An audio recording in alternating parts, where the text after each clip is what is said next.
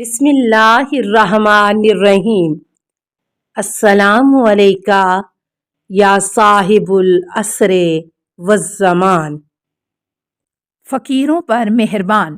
فقیروں پر مہربانی کرنا امام کی بلند اخلاق میں سے تھا۔ آپ ان کا بڑی فراخ دلی اور اکرام و تکریم کے ساتھ استقبال کرتے۔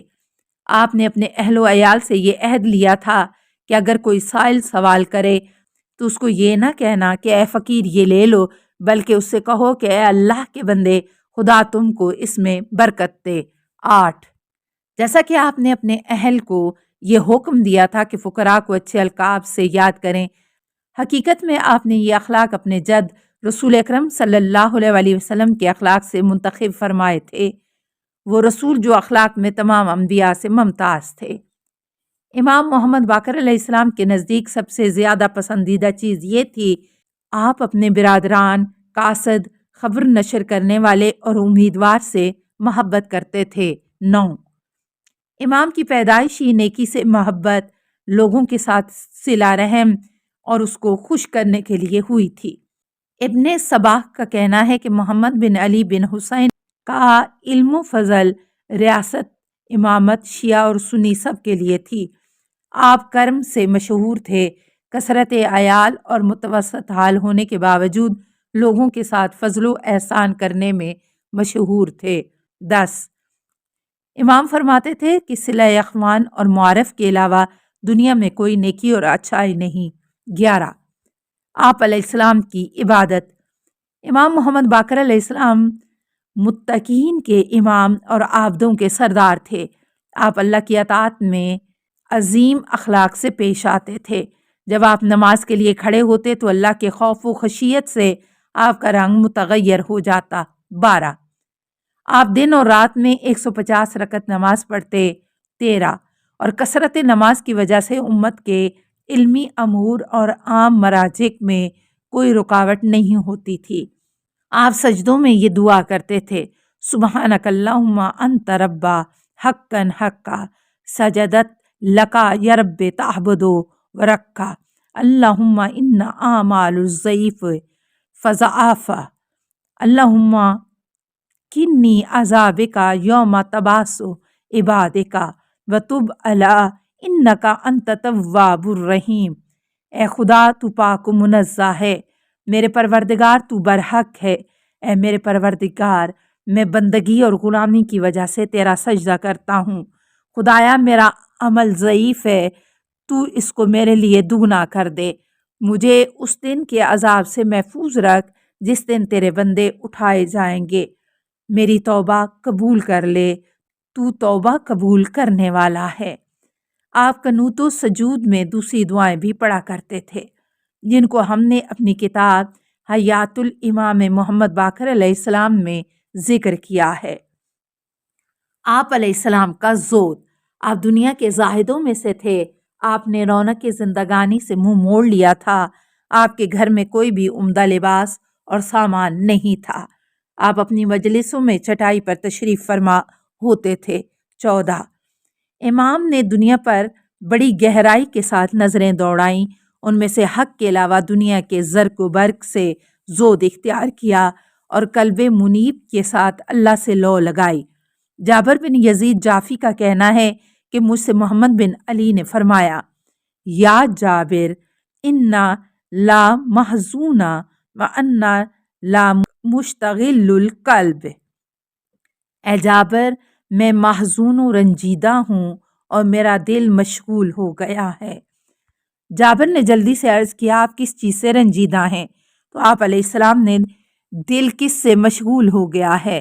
فرمایا، اے جابر، جس کا دل دین خدا کے امور میں داخل ہو جاتا ہے تو اس کے علاوہ دوسری چیزوں سے دور ہو جاتا ہے۔ اے جابر، دنیا کیا ہے اور کیا ہو سکتی ہے؟ کیا یہ اس مرکب کے علاوہ کچھ اور ہے جس پر تم سوار ہو، یا کپڑا ہے جس کو تم پہنے ہو، یا وہ عورت ہے جو تم کو مل گئی ہے؟ 15۔ امام کے دنیا اور اس کے غرور سے پرہیز کے سلسلے میں متعدد کلمات نقل ہوئے ہیں۔ دلچسپ حکمتیں۔ امام محمد باقر علیہ السلام سے دلچسپ، مختصر، کریمانہ، اچھی مفید مجرب حکمتیں نقل ہوئی ہیں۔ ان میں سے کچھ مندرجہ ذیل ہیں۔ نمبر 1، امام محمد باقر علیہ السلام کا فرمان ہے، جو خود اپنے نفس کو موزہ نہ کر سکے اس کو دوسروں کا موزہ فائدہ نہیں پہنچاتا۔ نمبر 2، امام محمد باقر علیہ السلام کا فرمان ہے، اللہ کی نافرمانی کرنے والا خدا کی معرفت حاصل نہیں کر سکتا۔ اس کے بعد آپ نے یہ شعر پڑھا، لو کان حبک صادقا لا تغاتہ نی نل محب لمن احب متی۔ اگر تمہاری محبت سچی ہوتی تو تم اپنے محبوب کا کہنا مانتے، کیونکہ چاہنے والا محبوب کا کہنا مانتا ہے۔ نمبر 3، امام محمد باقر علیہ السلام کا فرمان ہے، عرف المودۃ فی قلب اخیک بما لہ فی قلبک۔ اپنے دل میں اپنے مومن بھائی کی محبت دیکھ کر اس کے دل میں موجود اپنی محبت کا اندازہ لگاؤ۔ نمبر 4، امام محمد باقر علیہ السلام کا فرمان ہے، مومن مومن کا بھائی ہے، اس کو برا بھلا نہیں کہتا، اسے کسی چیز سے محروم نہیں رکھتا، اس کے متعلق برا گمان اور خیال نہیں کرتا۔ نمبر 5، امام محمد باقر علیہ السلام کا فرمان ہے، اللہ فرماتا ہے، اے ابن آدم، جو چیزیں میں نے تجھ پر حرام کر دی ہیں ان سے پرہیز کر اور لوگوں میں سب سے زیادہ متقی و پرہیزگار بن جا۔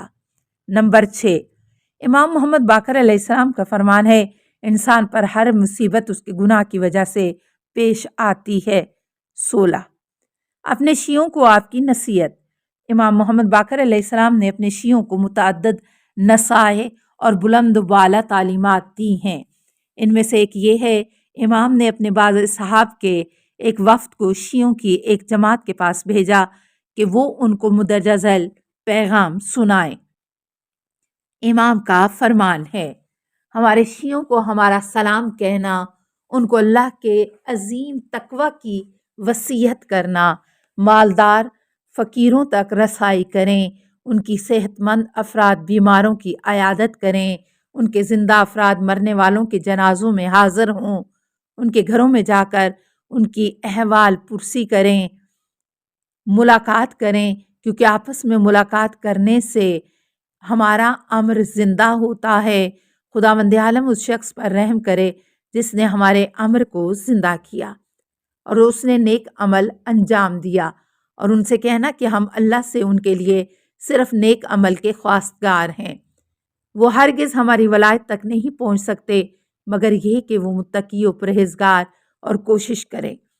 لوگوں میں قیامت کے دن سب سے زیادہ وہی شخص حسرت و ندامت اٹھائے گا جس کو عمل کرنے کا طریقہ بتایا گیا اور پھر بھی اس نے اس کی مخالفت کی۔ 17، آپ علیہ السلام کی شہادت۔ امام محمد باقر علیہ السلام کو ان گناہگار ہاتھوں نے زہر دغا سے شہید کیا جن کا نہ اللہ پر ایمان تھا اور نہ وہ قیامت پر ایمان رکھتے تھے۔ اس مجرم کے سلسلے میں کہا گیا ہے کہ وہ ہشام تھا، دوسرا قول یہ ہے کہ وہ ابراہیم تھا، لیکن زیادہ تر احتمال یہی ہے کہ وہ ہشام ہی تھا، چونکہ وہ خاندان عصمت و طہارت سے بغض و کینہ رکھتا تھا۔ ہشام وہی ہے جس نے شہید زید بن علی کو قیام و انقلاب برپا کرنے کے لیے ابھارا، چونکہ اس نے زید بن علی پر بہت زیادہ ظلم و ستم روا رکھا اور آپ کو رسوا کیا، یہاں تک کہ آپ حکومت کے خلاف قیام کرنے پر مجبور ہو گئے اور اسی کے دور حکومت میں شہید کر دیے گئے۔ لیکن امام محمد باقر علیہ السلام کو قتل کرنے کی وجہ آپ کے فضل و شرف، علم کی شہرت ہونا اور مسلمانوں کا آپ کی ہیبت اور عبقریات کے سلسلے میں گفتگو کرنا تھا۔ جب امام کو زہر دیا گیا تو وہ آپ کے تمام بدن میں سرایت کر گیا۔ زہر نے بہت ہی تیزی کے ساتھ اثر کیا جس سے آپ موت کے بہت نزدیک پہنچ گئے۔ آپ اللہ کی یاد میں منہمک ہو گئے، قرآنی آیات کی تلاوت کرنے لگے۔ جب آپ کو موت کے آنے کا بالکل یقین ہو گیا تو آپ اللہ کے ذکر و یاد میں مشغول رہے۔ آپ کی عظیم روح اللہ کی بارگاہ میں پہنچی جس کا اللہ کے ملائکہ مقربین نے بڑھ کر استقبال کیا۔ آپ کی موت سے رسالت اسلامیہ کے متقی و پرہیزگار صفحے کا خاتمہ ہو گیا۔ اور اسلامی معاشرہ علوم کے درمیان پیچ و خم کھاتا رہ گیا۔ آپ کے وطن مبارک کو آپ کے پدر بزرگوار امام زین العابدین اور امام حسن علیہ السلام کے جوار میں دفن کر دیا گیا۔ آپ کے ساتھ علم، حلم، امر بالمعروف اور لوگوں کے ساتھ احسان بھی چلا گیا۔ اللہم صلی علی محمد ابن علی باقر العلم و امام الہدا و قائد اہل التقوی والمنتجب من عبادک اللہم و کما جعلتہ علما لعبادک و مناعا لبلادک و مستودعا لحکمتک و مترجما لوحیک و امرت بطاعتہ و حذرت من معصیتہ فصلی علیہ یا رب افضل ما صلیت علی احد من ذریتہ انبیائک و اصفیائک و رسولک و امنائک یا رب العالمین۔ اللہم صلی علی محمد و آل محمد